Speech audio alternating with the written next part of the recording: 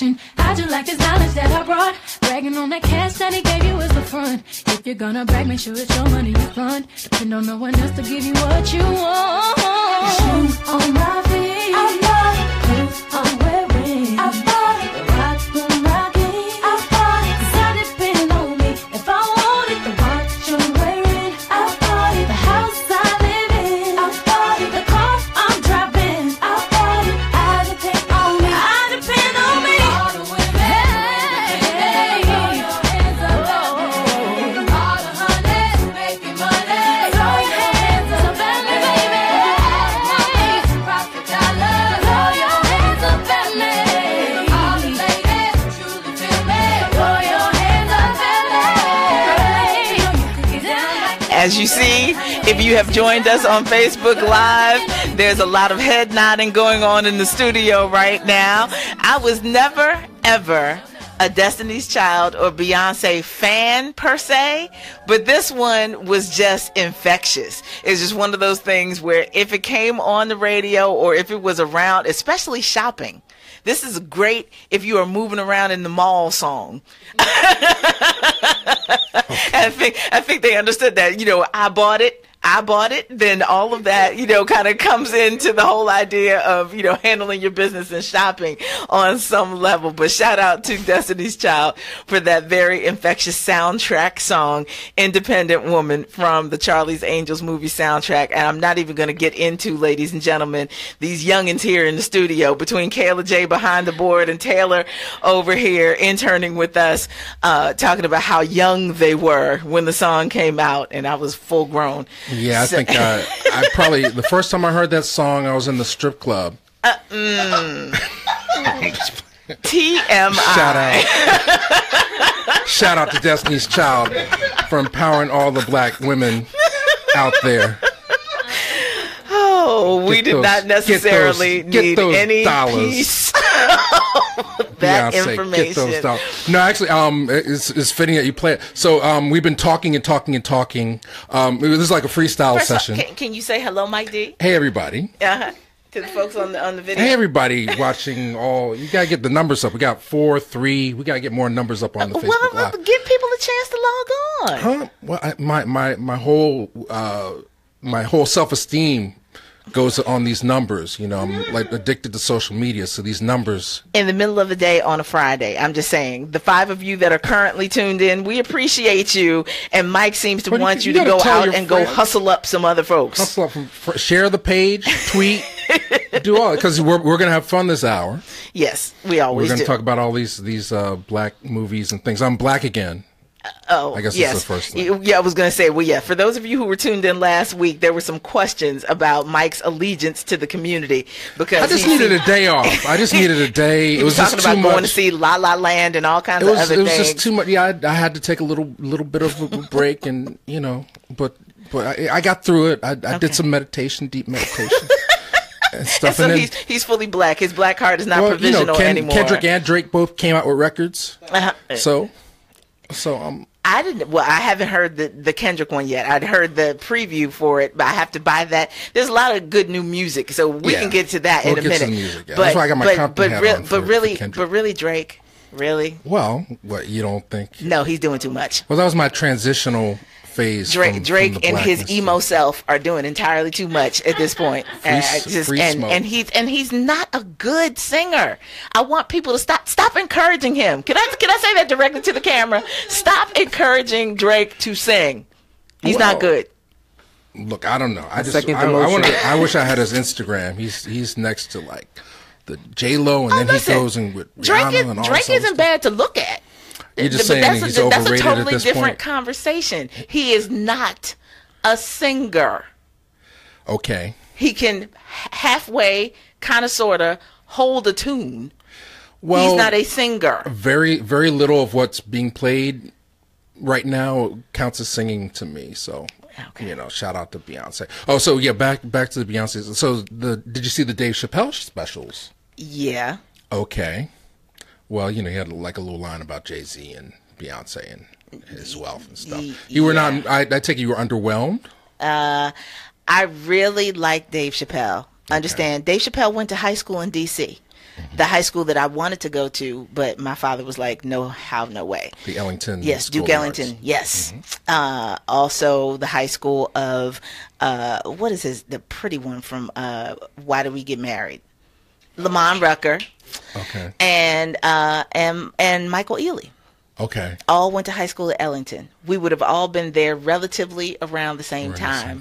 And yes, I couldn't go. That's a big disappointment in life. So then, so I've been a fan of Dave Chappelle for a very long time because of that. Because they're hometown connection and everything else.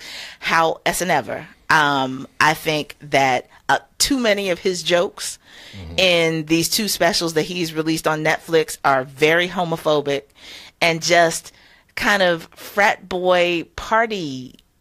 He used to be much more insightful in the way that he used comedy and political commentary, and I think he sold it short a little bit in these two that have just been released. Well, I definitely agree on the homophobia. I mean, it was way out of balance. I mean, the ratio of gay jokes to everything else was just like off the meter, but I enjoyed it. It's like, it's been 10 years since he's been on TV. Right. So. But I enjoyed his guest stint on SNL more than I enjoyed those specials. Well, I mean, keep in mind these specials were things that he had taped for himself that weren't necessarily intended for release. Right. And Netflix came at him with a wheelbarrow full of money, and he made the deal. So I was going to say, for $60 million, I might dig in my archives and find something I could just hand over to you and let you repackage. I get it. Right. I get it.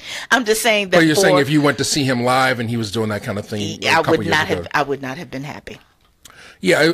Well, it was just good to see him back, and there were some moments of brilliance. I mean, I think the two specials. One, The Art of Spin, which was filmed at the end of last year in L.A., and then Deep in the Heart of Texas at Austin City Limits, which was done in 2015. So I would say the Austin City Limits one actually had, some moments where I had like tears in my eyes, like just the way he was saying things.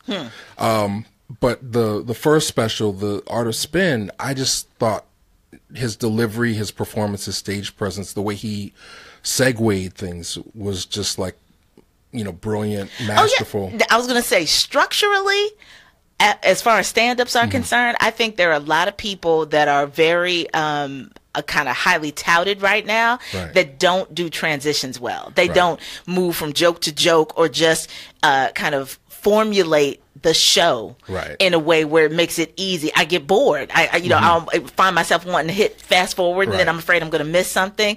God bless Donald Glover. I think he's really talented. His stand-up makes me itchy that way. Hannibal Buress is another one whose stand-up makes me itchy that way, but I really appreciated Michael Che. Okay, I'm just thinking about stand-ups that I've watched recently, and Trevor Noah's newest one. Trevor Noah's also good, and the Carmichael one is good. Yeah, so I think that there are some examples out there of people who, in trying to stay true to the tradition and be politically relevant and culturally relevant, and deliver stand-up, they're working on it in a way where it's really engaging. I think that there are some telltale signs, though, that some of this material from Dave Chappelle was a little dated and not necessarily sensitive to where we are right now as a society and some of the things that we're... Well, see, I as somebody, not to disagree completely, but I would say again, it was unbalanced. I'll give you that. But I think what he was trying to do in those specials and in that environment, in terms of having a private show, he makes you put phones away. Yeah. He wants people to have an experience that they have just in their minds, basically. So I think he's, on a certain level, he's doing what Louis C.K. is doing, which is like he's digging himself into a ditch, by picking topics or subjects that are not necessarily going to be in tune with the whole crowd, and then try to make you see things from his perspective, but I do think that it definitely comes off homophobic and angry and grumpy, and but some of the things that he said about millennials and his generation, that whole diatribe in terms of like trying to put things historically in perspective in terms of our freedoms and things like that. I think those are the kind of things that, a lot of people might not be tuned into, and within the format of a stand-up comedy special, by putting something like that out as opposed to just talking, mother-in-law jokes, I think is needed. But, and I'm looking forward to the next special, because that one will be planned. Current, yeah. It'll be planned, and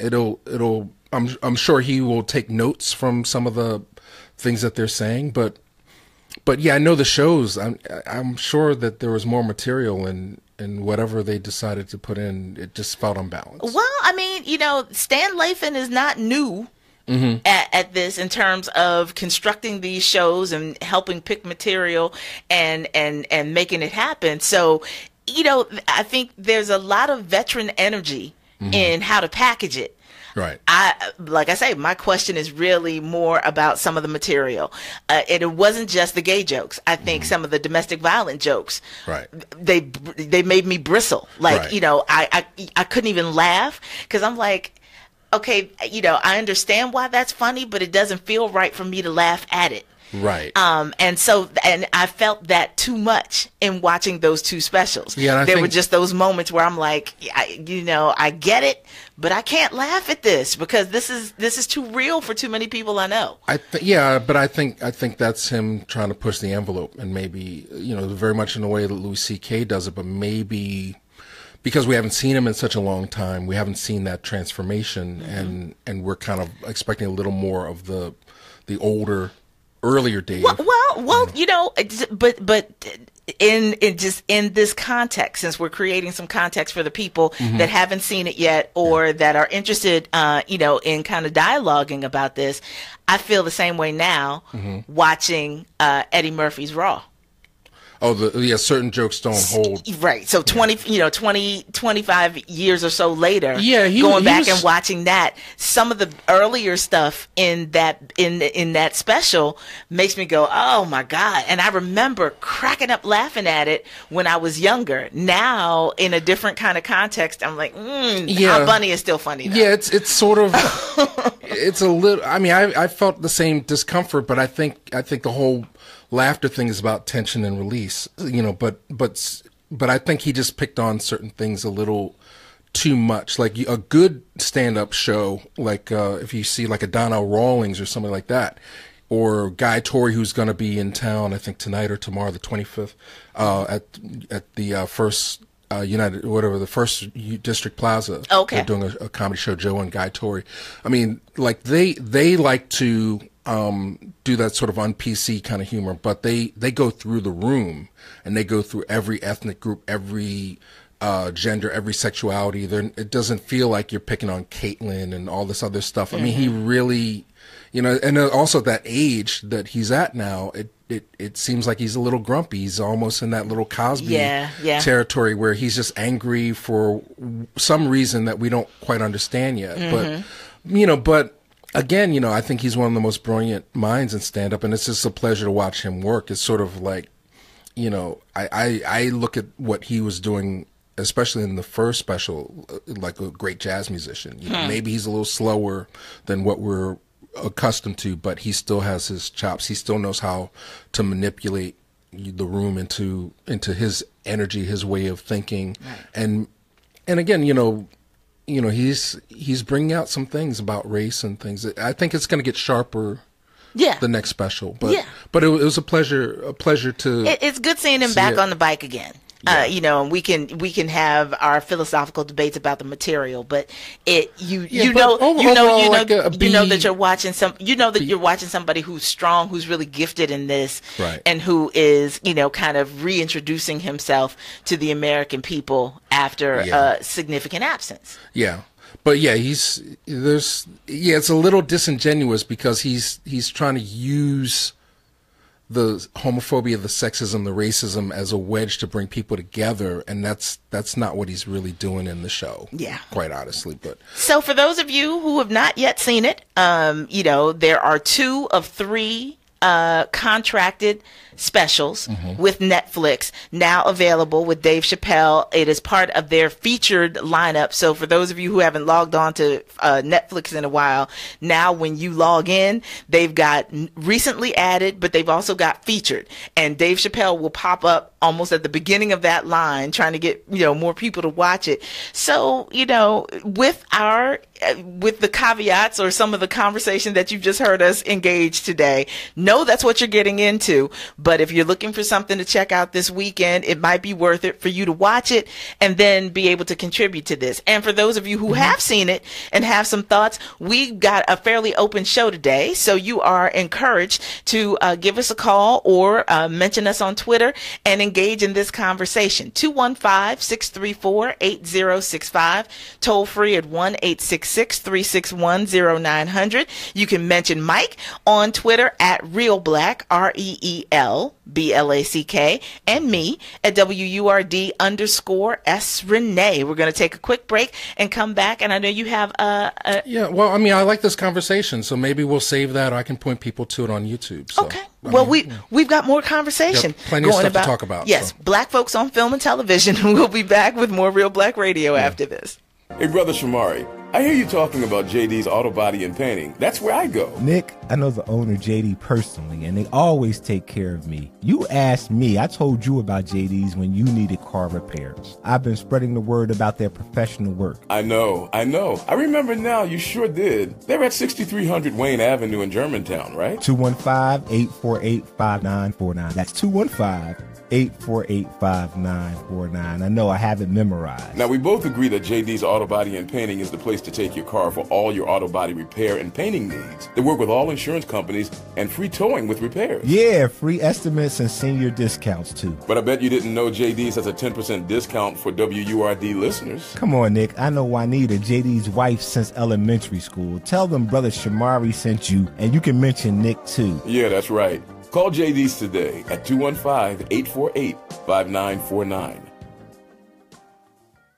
Listen to Laborers Live. We created the weekend. We created the 40-hour work week. We just want enough to feed our family, be able to send our children to college, and let our next generation do better than we did. To people that might have forgot how important unionism is in a country like the United States. People now are infringing on our 8-hour workday, trying to work people more than 8 hours without overtime, trying to work people without benefits. In the long run, everybody's getting a fat paycheck except the worker. So this is really a wake-up call for America. The struggle is continuous. Tune in to Laborers Live every Friday from 4 to 5 p.m. Sponsored by LESIT, the Laborers Employers Cooperation Education Trust of the Laborers District Council of Philadelphia and vicinity. Local 332, Sam Staton Jr. Business Manager. Local 57, Esteban Vera Business Manager. Local 135, Dan Woodall Jr. Business Manager. Local 413, James Harper Jr. Business Manager. The Laborers District Council, Ryan Boyer Business Manager, and Tony Staton, Executive Director of LESIT. The Pushback Podcast. This is a presidency that has brought out the worst and the best of America. The new podcast presented by Word Radio in partnership with Philadelphia Magazine. Hosted by Christopher Flood, the drummer Norris, and Malcolm Burnley. There was a lot of negative energy. There was a sense of pure pessimism. But oddly enough, over the last few weeks, I've actually felt really optimistic. New episode available for download now, featuring an exclusive interview with Philadelphia Mayor Jim Kenney. Generally, they're law-abiding. Generally, they work hard, and that's the way it's been in this country for a long time. On 900 AM, WURD.com, PhillyMag.com, and iTunes. I am Fidel Nsombo. I was born in a city called the Bukavu in the Congo. We were a loving family, and then, boom, everything that I had disappeared in a single day. People think that when you are a refugee and they resettle you to America, and all your problems are done. They don't understand that that's the beginning of everything. I was not born a refugee. I was made one. It's time we welcome refugee families with open arms. Learn more at embracerefugees.org, brought to you by the Ad Council. You are listening to The Mojo on 900 AM WURD. Embrace and explore your black magic.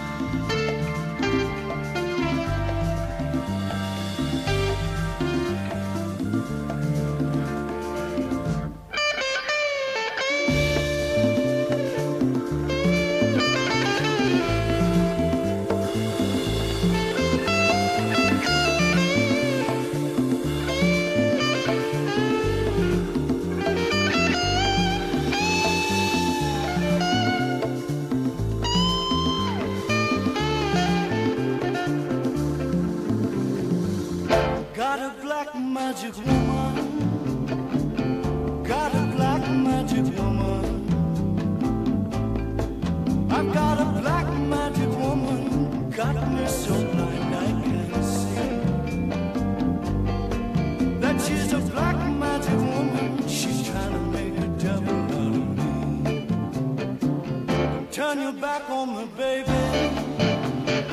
Don't turn your back on me, baby. Yes, don't turn your back on me, baby. Stop messing around with your tricks. Don't turn your back on me, baby. You just might pick up my magic sticks. From Carlos Santana. That song is called Black Magic Woman.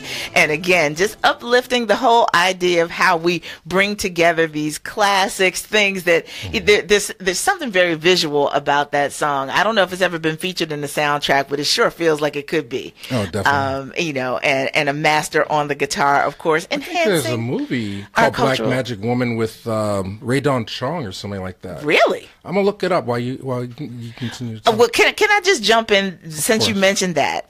I happened to be, I guess it was during the couple of days that I was snowed in and broadcasting from home. Cheech Marin was a guest on, what is it called? The Kitchen. There's so many different random cooking shows and talk shows on in the middle of the day. But I didn't know that Cheech was short for Chicharron. Oh. Okay. Yes. So for those of you who weren't aware, Cheech of Cheech and Chong, his nickname, where Cheech comes from, is pork rind. Wow. So, I was very tickled by that. Yeah. There is a movie called Black Magic Woman with from 1991, starring Apollonia and Mark Hamill. So, and for folks that have Amazon Prime, they can watch it for free. That's horrible. I'm talking directly into the camera for those of you who are checking us out on Facebook Live. Well, Apollonia and Mark Hamill, that's gotta be bad. Well, it's got a 3.7 on IMDb. Out of 5? Out of 10. Exactly. Well, I'm just saying, if you got Prime and it's part of your subscription, so you could, look, any movie with Apollonia and she's like half naked on the cover, I'm gonna watch some of it. Yes, sorry. Indeed. Well, you know. Just for the completist in me, I just have to see every Apollonia movie. Speaking of bad movies, other stuff coming out this week. I'll get to shots. You appreciate that, Taylor? He says, speaking of bad movies, and then he's going to give us recommendations of bad movies. No, I'm just saying, Chips is out today. Yeah, well, but see, I love Michael Pena. Okay. So and Dax Shepard's cool. So yeah, I mean, I'm just saying I would watch it. But Michael Pena built up a lot of credits with me with Crash. Okay. And so, it's like I know he's been doing some other stuff that's been chipping away at that, but he just got a lot of credit from that. He's sort of the go-to, kind of every Latino right now. Okay. And so he's riding the wave. I'm not mad. And he's in A Wrinkle in Time that Ava DuVernay is directing, and he's sworn to secrecy. They've had to sign non-disclosure statement, so he can't even talk about it other than to say, yes, I'm in it. Okay. Which is awesome because it'll be very interesting to see. But yeah, Chips is a cult favorite. I am one of those kids of the 80s that used to watch Chips religiously, and of course I crushed out on Eric Estrada. They're running out of ideas. They're remaking all these TV shows. They got Baywatch coming later, and then also... But wait, stop. Okay. See, you can't appreciate this like I can. Oh, God. Baywatch, for those of you who are unaware, is starring The Rock and Zac Efron, both of whom I could watch running around on the beach in shorts or whatever every day, all day. So they're getting all your money. I'm just saying. They're going to get all your money. That there are reasons why they are making some of these films, and I get that one totally. Do I expect a plot? No. It will be like Magic Mike XXL. It's just for eye candy. Well, the trailer's out. I mean, I just don't like the sort of self-referent. Everybody's and see, you all can't see Kayla. I'm going to turn the camera around so you can understand the vigorous nodding that is going on right now with Kayla J. The Rock in a red bathing suit. There is no need to have a plot with The Rock in anything. There is no need. I watch Moana just to hear him talk. Another $100 I had the biggest Rock poster on my wall and on the top of my ceiling for years. No, wait. So, and just so you understand, when I met Kayla J, she was still in high school, and I had no idea who The Rock was. I literally had to take a moment out of the after school program for these young ladies that I was instructing to go, Miss Steph, you've never seen The Rock? They went into all kinds of whatever multimedia was around them. They were like, you need to know who he is. And that is how I first learned who he was, because I don't watch wrestling. That was not my thing. But now I fully understand. The Rock, I love The Rock too. I'm not hating on The Rock. I mean, he was one of our first interviews on our TV show, and you can look at it on YouTube. You know, Is this back when he had the crazy hair? Well, I guess he had to buy his name back from the wrestling people, so now he's Dwayne Johnson. But at his first few movies, he was billed as The Rock. Or Dwayne The Rock Johnson. Yeah, but I guess WWE owns the name The Rock. So anytime they used his name in a movie, I think they got a check. So they kind of segued it. So now it's just Dwayne Johnson. But at the time, he was here for Gridiron Gang. And he was at the Riverview, so you can look at that interview. I mean, but we were talking off air about some of the stuff on the channel that we've been posting. Yes. Well, shout out to Ashley Scott, who posted on Facebook earlier this week about missing Black Lily.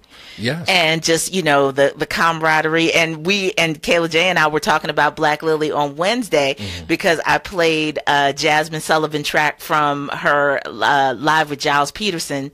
And, during that period when she was still in high school and all this other stuff was going on. So, bringing back those memories of when Philadelphia was a go-to place for live performance in these small venues and getting a chance to see people early in their development as artists was really a great time. Yeah, and shout out to Jasmine. I saw it's floating. It's been on for maybe a month or two. It's like an Instagram video of her and Stevie Wonder. Yes, just a minute with singing these 3 words. Yeah, so. Wow. And she knew the words. Yes. I'm just kidding. Jasmine. Well, it didn't get. No one saw it, so it didn't matter. But yeah, Jasmine and Stevie, they have a long relationship. So yeah, well, and I said that I know that Stevie loves India Ari to death. Took her out with him for the Songs in the Key of Life reunion tour, but I would love to have an entire concert experience or tour with Jasmine and Stevie, because they both sing their faces off. They have incredible respect for each other, and just being in a seat to watch them work and hopefully improv a little, just kind of finding some things to just have fun with would be quite a treat. Definitely. Yeah. So, for those who don't know, I've had a little more time to go through the archives. Just tapes and boxes and boxes of tapes that we shot years ago. Some stuff that, some interviews that were too long for the format of the half-hour TV show, where we had such a great time talking to people, and then all of a sudden which airs on Philly Cam for those of you who haven't checked it out. Yeah, but it's sort of like Jody Watley, she was so great. We talked to her for like 20 minutes. It's like, how do I cut this into like a 5 or 10 minute piece? Right. So, it just intimidated me to the point where I just let it sit in the box, and then years and years would pass. And so finally, I have a few of those. I just put the whole interview up, and people are loving it. Same thing, there's a Mickey Howard interview, full Lady Alma show from SOBs. And I found another Lady Alma show where I guess it never got edited because it was at the TLA. She was opening for Les Nubian, and we had 3 cameras. But what it was, we were patching to the soundboard, but the soundboard audio was dirty, right? So it was the levels looked good, but it just sounded crap. So it never got cut. It was just like, oh, I'm sorry, Alma, this didn't come out the way we wanted it.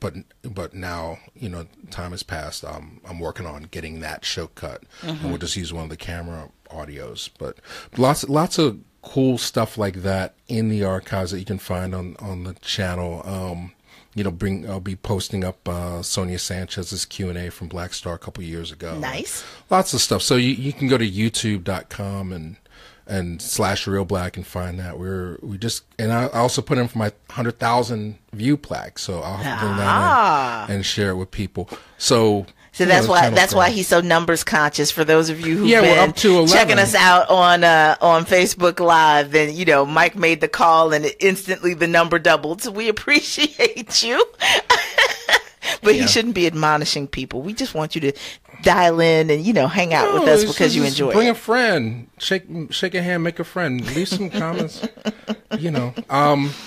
Yeah, so it was Black Lilies. Oh, and also one of the things that we found is we were invited by Rich Nichols to film the recordings, the jam sessions that led up to the tipping point. Ah, nice. So we had, like, Daryl and I, we went there, I think, 3 or 4 times. And for the Roots, for those of you who are unfamiliar, Rich Nichols is their late manager. And yeah.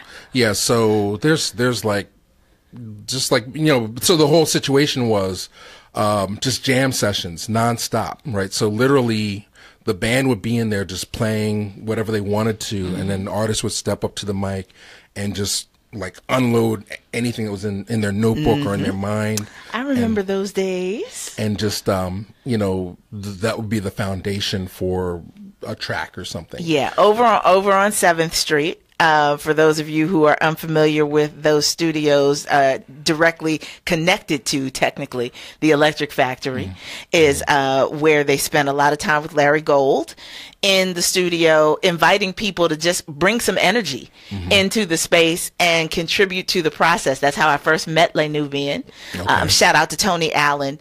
And, you know, just we're tossing a lot of names and instances out there, but you need to know some of these people behind the scenes. Tony Allen is a promoter with Walking Bear Management, and he's the reason why Flowetry came to Philadelphia to begin producing and recording their debut album. A lot of the people that you have heard emerge out of this Philadelphia recording, production, performance community got here because of the urging of some of these people who were just in the trenches doing the work and really loved the culture, loved the music. Yeah, Tony Allen is definitely one of them. I mean, I think Tony's involved with the Macy Gray show that's coming to Ardmore Music Hall. But yeah, Tony and Yamin.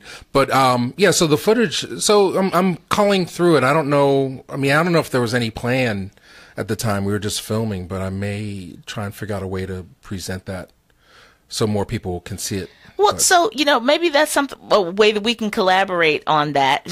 So for those people who don't know that at one point, I traveled around very guerrilla style, with my camera. This is in between me leaving the ad agency and doing my, art stuff as well. And had developed a series called Unsung before TV One did, just so you know. Okay. So there are videos that exist on my Soul Sanctuary YouTube channel.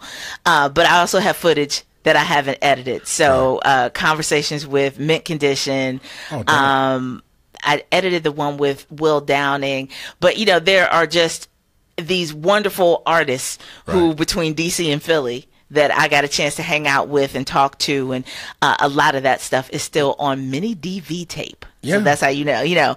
And so, you know, we just talk about formats and when you have time to sit down and put all this stuff together, but just for archival purposes, now is a good time. Yeah, the tipping point sessions, they were really interesting. I mean, I did put like a little taste of Black Thought doing a freestyle with Dice Raw. So that went up this week, and it actually was the foundation for Don't Say Nothing, which was a later release. Yes. So you really, like, if you're into it and you check it out, it literally is capturing the moment of conception for what became a finished track. And technically, jam sessions at Amir's house were what led to Black Lily in the first place.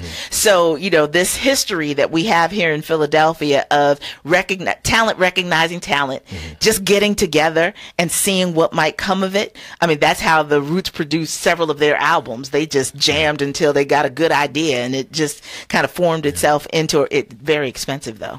When you're doing that in somebody else's studio. That's why the whole idea of owning your product from start to finish is a big deal that we haven't pushed enough for all of the talent that emerges out of our community. Well, I mean, shout out to Rich and Amir and Black Thought. I mean, they had the presence of mind in the earliest days to start OK Player, you know, which has a huge staff, and, you know, there's just boxes and boxes of tapes of live shows and concerts and stuff, you know. So you know, they're very well documented, but my understanding is at this point there's so much material. that wading through and getting down to it. Impossible to put it together. But well, let's pause there. and take our final commercial break of today's segment. And when we come back, we'll also come back to some of the other newer things that are available for people to view. Shots fired. And kind of drink in as you are preparing for your weekend. This is Reelblack Radio, part of our Friday weekly offerings here on the Mojo on 900 AM WURD, and we'll be right back to conclude today's segment after this. I want to go to college, but I want to make sure my degree leads to a career that pays well and is in demand. Me? Well, I want to earn a bachelor's degree, but I worry that I won't be able to afford it. Are you ready to get started on your path to a degree or your future career? Community College of Philadelphia's programs lead to today's most sought-after careers or a seamless transfer into a bachelor's degree program. If you're interested in earning your bachelor's degree, spend the first 2 years at Community College of Philadelphia and earn that degree for less, much less. Affordable tuition, payment plans, and opportunities for financial assistance make it possible for you to pursue your goals. With multiple locations throughout the city and your choice of day, evening, weekend, and online classes, you're sure to find something that fits your schedule. Spend less on your college degree, earn more in your career. Join us on main campus for an open house on Monday, March 27th at 5 p.m. or apply now for summer and fall classes at ccp.edu. That's ccp.edu. If you're an unincorporated business owner, it's too late for you. That is, if you've already been sued and lost your home, your car, and your family's life savings. But if you haven't been sued yet, there is still time to incorporate and protect your personal assets. And if you do it right now, you can incorporate in just 10 minutes, because Incorporate.com is now giving away a free incorporation guide to all business owners. For your free 10-minute incorporation guide, call now. 1-800-910-1820. Incorporation is the shield that protects your personal assets. Without it, you could lose everything. That's why at Incorporate.com, they just make incorporating or forming an LLC quick and easy. They don't provide legal or financial advice. If someone sues tomorrow, will you lose everything? Don't wait until it's too late. Hurry and call now for your free 10-minute incorporation guide while they're still giving them away for free. Call 1-800-910-1820. That's 1-800-910-1820. 1-800-910-1820. The Mojo with Steph Renee. Reverends Naomi and Cantina are in the studio for this week's edition of The Morning After. If I'm an accomplice to your crime, I facilitated your commission of that crime. Like, I'm just as in trouble as you. So it closes the distance between the person who is on the margins and the person who is trying to be helpful, trying to do justice, trying to dismantle oppressive systems, right? It implies a degree of intimacy in relationship that isn't about the outsider looking in, or isn't about like speaking on behalf of the person who's marginalized. Check out The Mojo. Weekdays when there's no counsel, 10 a.m. to 1 p.m. right here on 900 AM WURD and 900 AM WURD.com. Families affected by disasters urgently need support. Help the American Red Cross provide meals and shelter to those affected by disasters, big and small. Donate to Red Cross Disaster Relief. Go to redcross.org or call 1-800-RED-CROSS. This is Hannibal Lukumbe. You're listening to The Mojo with Stephanie Renee on 900 AM WURD. Not bow down to racism. We will not bow down to injustice. We will not bow down to exploitation. I'm gonna stay.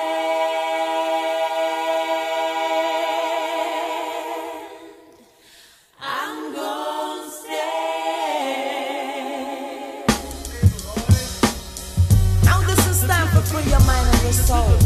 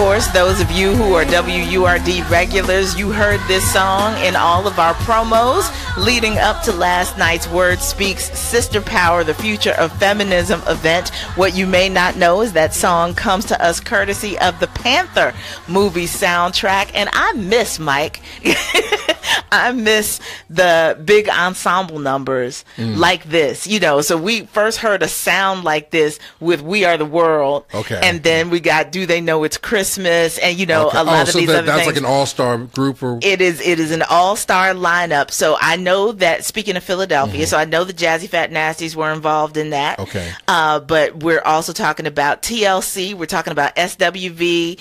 In that opening, we heard them. Vanessa Williams, Michelle Ndegeocello, Patra. So this was really a female. So I know 702 was in it and Escape was in it. So they really did a lot to bring together girl groups and individuals that were hot during that early 90s period. Well, I guess two things come to mind. One, I guess all the world's problems have been solved, so we don't need to sing anymore. Yeah, well. Right. We just go and, you know, lean As back. I give the side eye to our camera. You know, but yeah, one thing I didn't realize there was a King Holiday all-star record. Yes, Celebrate. Yeah. So last King Holiday, they played the video for it, and like Whitney Houston, all these people. Melba Moore was the kind of ringleader for that one. Right, and then I think that that kind of thing kind of died with Michael Jackson. Like right when he was trying to like stage a comeback, he was trying to get people to do like an all-star song or something. Well, I have a bootleg version of that. So Mariah Carey, I mean, he had a lot of big people on. Mariah Carey, Luther Vandross, Glenn Lewis. It was a lot of people. Recorded it. It just never officially got released. Okay. So probably because they couldn't clear it through everybody's record companies and everything else. But I think individually, people were really into the idea of doing another collaborative piece like that. Hey, you know, it's legalities, ladies and gentlemen, legalities. You know, I don't know who we have now that can match that kind of talent in terms of like making a record that people would actually go spend money on or play. But you know, it is what it is. Also, it's great that you played that because last night was the premiere of Shots Fired. Yes. On Fox, which is Reggie Rock Bythewood and Gina Prince Wednesday night. Oh, it was Wednesday, right before Empire. Okay, right before Empire. Did you check it out or no? Yes, I did. What did you think? I support Reggie and Gina. I think it is well intentioned. So with the same purposefulness of Queen Sugar in bringing together beautiful black people to tell a very diverse story, I think it will get some mileage. And for those people that are still diehard hanging in there with Empire, I'm no longer in that kind of category. But I think it'll benefit from, coming on directly before it and hopefully develop some level of following, because I would like to see where they go with the storytelling. I think it could be interesting. It feels like it's the kind of show that would be like a limited series. I mean, unless every year they're going to come up with a new case. Right. But I like the chemistry between Sanaa Lathan and Stefan James from Race. And then she's kind of an interesting character. She's got a lot of layers to her. Yeah. You know, she's I wouldn't say free spirited, but she's a bad chick. Well, she's a cop, so it takes a certain kind of personality. And she's she's an investigator. So it takes a certain kind of personality, especially as a black woman, to be able to navigate that space. Right. And so she's given us all of that. And some of the complexities of how you try and balance that against having a real life, in that. So I appreciate the kind of dimensions to her character and to him as as a Department of Justice prosecutor. Yeah. So for those who don't know the story, so basically it's putting a flip on current events in the sense that she's an investigator. Stefan James is like a DA, and it's sort of like in the heat of the night kind of thing, where they're sent to the small town, which has racial struggles, but the police force in is North Carolina, predominantly white, and the only black cop on the force shoots dead a white person. And so they're being asked to investigate that. And then about halfway through the pilot, they become aware of a story where a black person whose death was not reported, was also killed. And now he may or may not be tied into the other greater stories, and the plot thickens, So I always try, and if I'm going to watch a show, I give it like 2 or 3 episodes before I pass judgment. So I think the ingredients are there, but it is a little heavy handed for today. It is, but I appreciate the sister who is playing Harriet Tubman on this season of Underground is a minister. In Shots Fired, in a very, you can feel it is kind of congregational, not particularly denominational, but Afrocentric in its kind of presentation in the church. And so, she's trying to be both an agitator, but also a unifier within this troubled community. There's some decent aspects of it. I'm willing to give it a couple more weeks to let it, kind of manifest. Yeah, it didn't flesh itself out 100% grab me yet, but it's, but I think it's their motives. No, I mean, we've had Gina on the show. I mean, they're as woke as you can get when it comes to filmmaking. And they've created some films that I really enjoy. Like I say, I mean, just looking across the body of work, Gina had me with Love and Basketball, Reggie had me with Biker Boys, and then looking at the romance Beyond the Lights. So they've given us quite a bit to kind of fuel what could be part of the storytelling of this. And the fact that they work together as a husband and wife duo in Hollywood, in the film industry, is not to be discounted, because it's hard enough to stay together as a couple, period, let alone to work in the high pressure and high stakes environment of filmmaking. Yeah, and it feels a little funny for Fox. I mean, like, if this was one of those BBC things, like, and you just had these same characters and it was in England, you'd be like, this is the best show ever.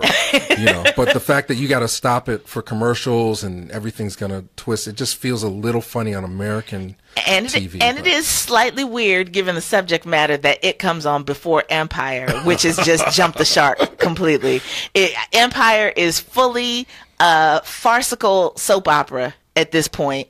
And sometimes the sort of stereotyping and the imagery that it's giving us is really heavy-handed.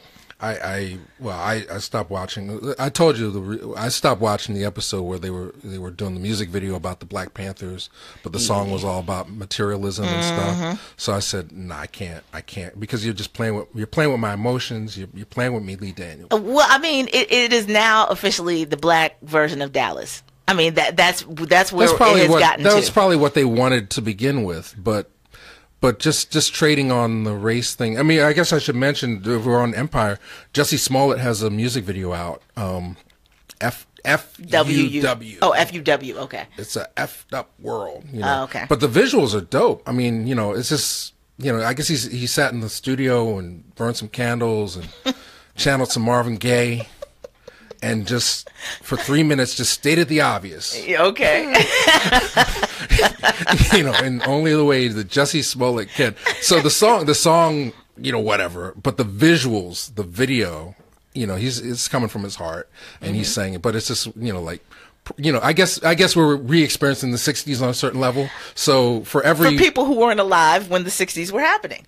Right. So for every what's going on, for every change is going to come, for every blowing in the wind, there was some guy with a guitar on a step somewhere just talking about how messed up things were, and just whatever, man. But the visuals, the video's dope. I encourage people to go check. Yeah, well, I've heard nothing but good things about the videos. I just haven't seen it yet, so I have to reserve judgment. But I'm interested in seeing it. It'll stick in your head. If you're next week, we talk about Netflix Deuces, Jamal Hill's movie with Lorenz Tate, comes out next Friday on Netflix. Well, so again, we'll talk about that. Lorenz Tate is somebody that I could watch on film whenever. I'm looking forward to this. It's sort of like a Donnie Brasco kind of thing, undercover and drugs and all that kind of stuff. So, and Jamal, he's from Philly, so we got to support that. So hopefully we'll get him on. Power Rangers is in theaters today. Didn't see it. Not going to see it. I'm saving that for when I get lobotomized, and I'm just sitting. Like, you come over my house. One little line of drool hanging from one corner of your mouth. You're like, you can come over my house. To do. You can come over my house and give me some bread pudding, stuff that I never ate in my whole life. But I have no ability to like say, no, I don't like that. I don't like that. Then you can just like have the whole Chips, Baywatch, Power Rangers. You can sit that in front of me and act like, oh yeah, he really likes the Power Rangers, like Last Days of Richard Pryor type stuff. Yeah, he really likes that. You could do that for me. I did laugh at the one little piece of the clip where the black kid says, "So what are we, Spider-Man or Iron Man?" And given the uniforms, that is entirely appropriate. I thought that was funny. I don't want to sit down and try and force myself to watch 80 minutes of that. Well, they're bringing everything back. And then I'll just briefly say I went to New York yesterday. Right? Mm-hmm. So I saw a movie I can't speak on yet. Okay. But I did go to the museum, the Paley Museum, and watch some old TV stuff. Nice. Right. So it was interesting. The most painful thing I experienced was watching Jimmy Walker's stand-up from 1973. Oh, wow. Yeah, he did a Ronan Martin RCA special, and he just, for 5 minutes, he just talked about the ghetto. And it was just the most painful experience. Thank God we don't have to do that kind of stand-up for network TV anymore. Yeah, I'm just like, JJ in stand-up is not something I think I would ever want to see. But they do have some stuff. Arsenio, I didn't remember, I should say, Arsenio had a sitcom co-starring Vivica Fox. Oh, wow. You dug that one up from like a little splinter way back here in the back of my memory. I would never have, on my own, I never ever would have remembered that. It was I'd never saw it. It was interesting. ABC, yeah. He's playing a sports guy, a reporter, and she's a lawyer or something, and they now get that you've said it, I remember, but I never would have remembered that on my own. Yeah, Arsenio was so good. And then the best thing I saw, I like promotional films, like trade films that are not meant to be seen by the public. Yes. So Budweiser, in introducing their new malt liquor brand in 1973, did a half-hour promotional film called the Budweiser Unlimited. And basically, they get on a train and they say, "This is what we're going to do to sell this malt liquor. Like we've introduced it, at a low price, and now we're going to raise the price, but we're going to start targeting college kids and black people," right? And they said, well, the college kids, they drink malt liquor to get high, because it's cheap, but black people are really our consumers. So then, like, the last half of the movie is the commercials geared towards the black audience. And they actually have a thing that they said, we're going to put these up all over the black neighborhoods, and it's going to be the soul grabber. And I said, you don't know how ironic that is. You're targeting this alcohol in these black neighborhoods, and it's the soul grabber, and everybody's dressed up like they just walked out of a blaxploitation film. Yeah, yes, talking about how they love it and everything. I said, and they're dancing, and the song is catchy. I mean, if it made me want to get some malt liquor afterwards. So I gotta find that film. I don't know where I can find it, but the Budweiser Malt Liquor Express. Wow. So you got to go. The only way. And this is before the Colt 45 Express. Well, it was in competition with Colt 45. So Colt 45 was the leader, and they were number 4 in the market. So they said we have to aggressively promote, because 17 other brands of malt liquor were introduced within that 1972-73 period. As a child of DC, I'm sure I've seen ads for all of them. And it is, woo. But yeah, that is, I mean, you need to find that just so you can have that as interstitials for your screenings, because people need to be able to, like, put that into context. Just aggressively targeting us with that poison is just scary. So, yes. We're over time, so we got to say goodbye. All right. Rest in peace, Timothy Cashman. That's all I'll say. Who's that? Kaufman. I'm sorry. He's the brother that got targeted up in New York. So with the sword. Some guy drove up. Oh yeah, the random stabbing. Yeah. So shout out to him. Yes, indeed. We appreciate that, and we always appreciate the good information. And hopefully, those of you who've been checking us out on Facebook Live have enjoyed today's conversation. We do this every Friday during the 11 o'clock hour. So we hope you will check back in with us next week when we have more interviews and more other stuff going on, you know, along with the pleasant banter between me and Mike, who I've known for years. And so I treat him like a brother and abuse him verbally. Oh, but so it's now excuse. All right, you beat me up. It's like, I didn't mean to beat you. But you know you like it. And so with that, we conclude this segment of today's program. For those of you checking us out on Facebook Live, check out the live stream as we continue today's program. We're going to be talking blues at the beginning of this 12 o'clock hour after this break. Stay tuned. The Everbrook Plaza Pharmacy, located 57